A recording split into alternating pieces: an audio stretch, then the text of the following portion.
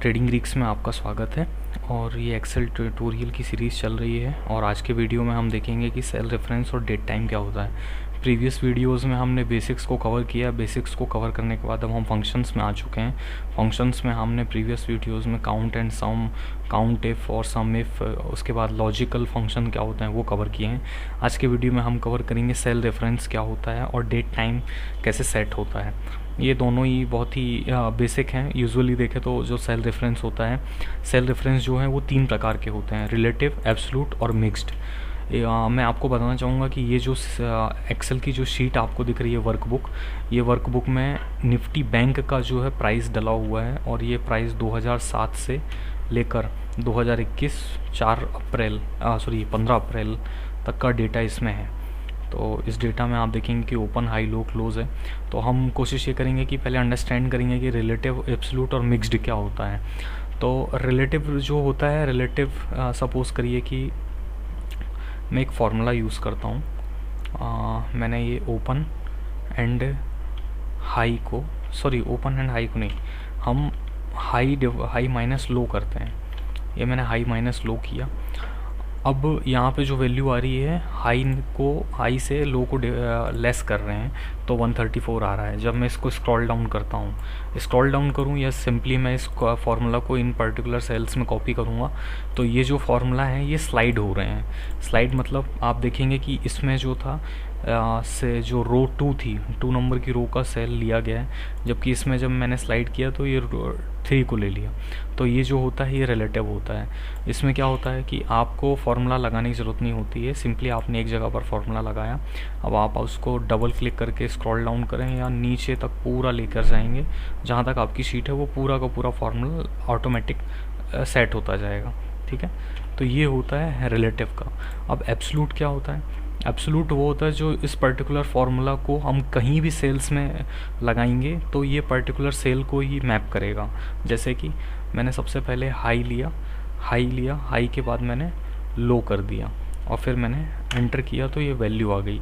अब मैं जब इसको स्क्रॉल डाउन करूँगा तो ये रिलेटिव रेफरेंस में हो रही है। तो इसको अगर मुझे एब्सोल्यूट रेफरेंस में करना, मतलब मैं चाहता हूँ कि ये जो फार्मूला यहाँ पे लगा है, सेम फार्मूला पर्टिकुलर सेल्स के लिए सभी जगह पे अप्लाई हो।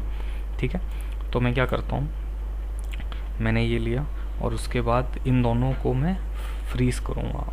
ये मैंने F4 बटन प्रेस किया। F4 बटन प्रेस करने से आप देख रहे होंगे कि जो सेल का रेफरेंस है वो ब्लॉक हो चुका है, और सेम मैं इसके लिए भी करूँगा। ये मैंने कर दिया। अब आप देखेंगे कि दोनों सेल जो है एब्सोल्यूट हो चुके हैं। एंटर करता हूँ और उसके बाद जब मैं स्क्रॉल डाउन करूँगा तो देखिएगा कि ये एक ही सिंगल फार्मूला जो है केवल पर्टिकुलर सेल को रेफरेंस कर रहा है। इसका बेनिफिट हमें कब होता है मैं वो भी आपको दिखा देता हूँ। सपोज़ करिए मैं ये डिलीट कर देता हूँ। मैं चाह रहा हूँ कि मुझे इस पर्टिकुलर वैल्यू का ये 10% मुझे मिलता रहे, 10% मुझे वैल्यू चाहिए। ओके, यहाँ पे मैं परसेंट लिख देता हूँ। वो एक्चुअली 0 बताएगा। 1 मिनट, पहले इसको क्लियर कर लेते हैं। हाँ, उसके बाद मैंने 10 लिखा, 10%। वो अभी भी, हाँ अब सही है। तो ये 10% हो गया। अब मैं क्या कर रहा हूँ, मैं चाहता हूँ कि ये पर्टिकुलर फार्मूला जो है, देखिएगा मैंने हर यहाँ पे पूरी रो जो कॉलम है इसमें हर जगह पे मैंने 10% नहीं लिखा है, लेकिन मैं जब इस एब्सोल्यूट रेफरेंस की हेल्प से 10% वैल्यू कैलकुलेट करके ज़रूर निकाल लूँगा। तो मैं क्या करता हूँ, सबसे पहले यहाँ फार्मूला डिलीट किया, यहाँ पर मैंने फार्मूला लगाया, मैंने हाई माइनस लो किया। ठीक है, इसको मैं ब्रैकेट में ले लेता हूँ और मैं इनको एब्सोल्यूट रेफरेंस में नहीं कर रहा हूँ। मेरे को क्या करना है, इनका जो डिफरेंस है उसका 10% वैल्यू निकालना है। तो मैंने मल्टीप्लाई किया और ये जो 10% है इसको मैं एब्सोल्यूट कर देता हूँ। अब मैंने इसको एब्सोल्यूट कर दिया है। ठीक है, अब मैंने एब्सोल्यूट किया, इसको हम 2 डेसिमल तक लेकर जाते हैं। ये 2 डेसिमल तक मैं लेकर गया। अब जब मैं इसको स्क्रॉल डाउन करूँगा तो ये वाला जो सेल है ये तो फ्रीज़ रहेगा, केवल ये वाले स्लाइड करेंगे, क्योंकि ये वाला जो सेल है मैंने यहाँ देखेंगे आप, मैंने इसको एब्सोल्यूट कर दिया। तो ये मैंने स्क्रॉल डाउन किया और आप देखेंगे कि वैल्यू जो है हर सेल की स्लाइड हो रही है, बट ये वाली वैल्यू स्लाइड नहीं होगी क्योंकि वो मैंने एब्सोल्यूट किया है। तो ये बेनिफिट होता है जब हम पर्टिकुलर मॉडल्स बनाते हैं, तो उस समय पे हमें कुछ सेल्स को फ्रीज करना होता है, तो उस जगह पे हम एब्सोल्यूट को यूज़ करते हैं। अब मिक्स्ड क्या होता है, मिक्स्ड जो होता है, मिक्स्ड में हाफ वैल्यू मतलब ऐसा कह सकते हैं कि पूरा का पूरा कॉम्बिनेशन हो जाता है। जैसे कि ये भी एक प्रकार से मिक्स्ड कॉम्बिनेशन है। यहाँ पे आप देखेंगे कि आधा जो फॉर्मूला लग रहा है इन दो सेल्स का, वो लग रहा है रिलेटिव का, बट ये वाला जो लग रहा है वो एब्सोल्यूट का लग रहा है। अब इसमें भी ऐसा होता है कि हम चाहें, अब यहाँ पर जो हम कर रहे थे, हम चाहते तो ये जो फॉर्मूला था इसको मैं फिर से हटाता हूँ और मैं इसे लगाया, और इस बार मैं केवल एफ़ को फ्रीज़ करता, एफ़ जो कॉलम है इसको फ्रीज़ करता, रो को फ्रीज़ नहीं करता। तो देखिएगा कैसे हो रहा है ये मैंने लिया और ये एफ़ के आगे मैंने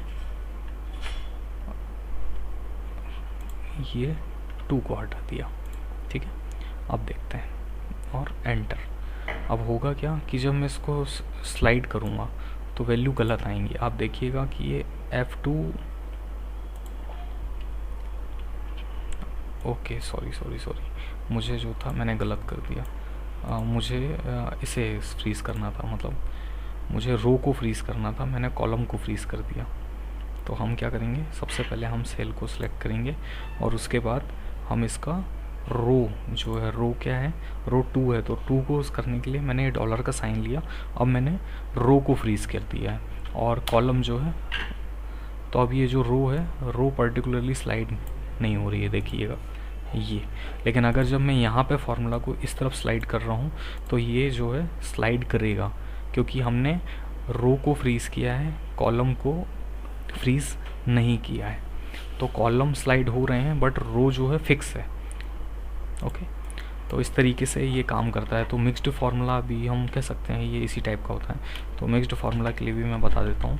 मिक्स्ड फार्मूला मैंने हाई माइनस लो लिया, उसके बाद मैं इस पर्टिकुलर जो सेल है इसका जो कॉलम है उसको मैं फ्रीज कर दिया ये, और एंटर।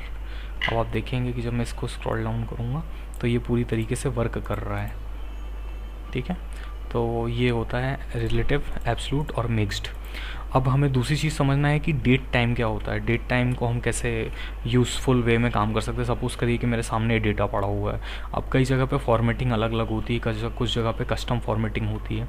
तो सपोज़ करिए कि मैं इसका ईयर पता करना चाहता हूँ, तो मैंने ईयर लिखा और ईयर का सेल रेफरेंस दे दिया, ये ईयर मुझे आ गया। अगर सपोज़ मुझे डेट लिखना होता तो मैं डेट लिखता, और सॉरी डेट नहीं, मुझे मंथ लिखना होता, मंथ मैंने लिया और ये पर्टिकुलर जो डेट लिखी हुई है इसमें से मैंने मंथ ले लिया। अब अगर मुझे डे लिखना होता तो मैं डे लिखता और इस पर्टिकुलर सेल से मैं डे ले लेता। तो ये day 19th day, 9th of month and 2007 is a year. तो इस तरीके से रेफरेंस होता है। अब हम इसमें कुछ वैल्यू में चेंजेस भी कर सकते हैं, जैसे कि सपोज़ करिए कि मुझे कुछ चेंजेस करने हैं कि मुझे ईयर की वैल्यू लेनी है, तो मैंने ईयर की वैल्यू जो भी ली।